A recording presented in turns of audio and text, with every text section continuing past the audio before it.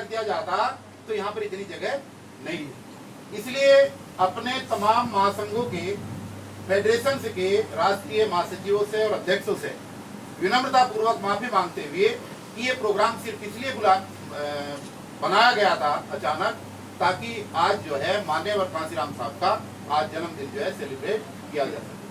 और जो चौधरी साहब ने बताया, देखिए अभी मैं जो कह रहा था कि कोई ना कोई कारण होता है।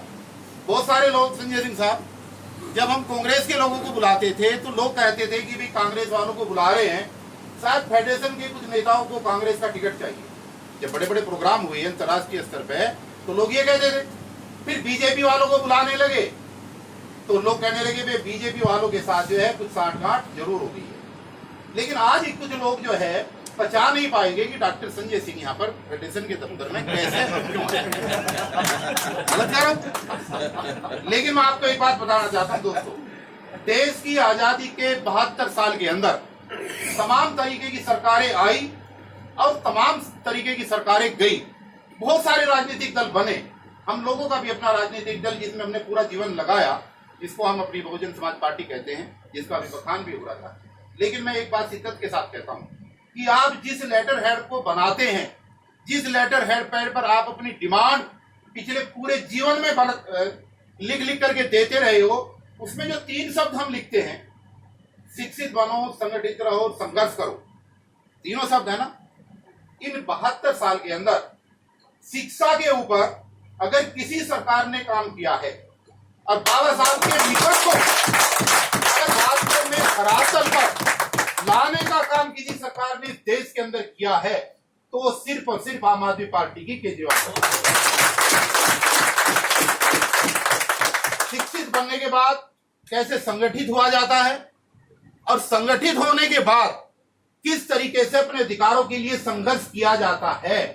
भाई बहुत एक छोटी सी टीम ही तो थी केजरीवाल साहब के साथ, और उनको एक चैलेंज किया पार्लियामेंट के अंदर, अगर आपको लोग पास बिल जो है पास करना है अगर, तो आप चुनाव लड़ करके दिखाओ आकर के, तब पता लगेगा। उस बात को उन्होंने गांठ बांधा और एक ऐसा करिश्मा, एक ऐसा चमत्कार किया जो पूरे देश में क्या पूरे वर्ल्ड में शायद कहीं।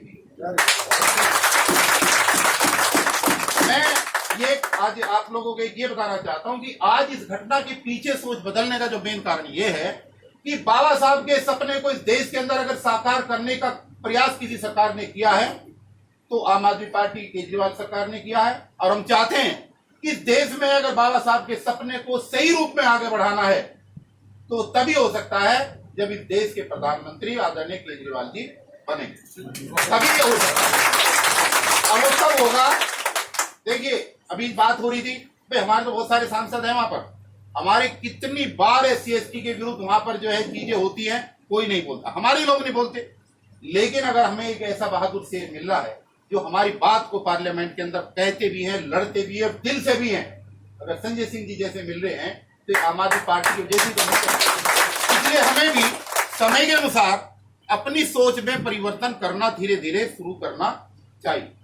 जब तक सोच में परिवर्तन नहीं करेगा, सीधी सी बात है, हमारा वो है, सिर्फ वो हमारा नहीं है जो सिर्फ बाबा साहब की फोटो लगा ले, हमारा सिर्फ वो नहीं है जो बाबा साहब की फोटो लगा करके सिर्फ अंबेडकर जयंती मनाने तक सीमित रहे।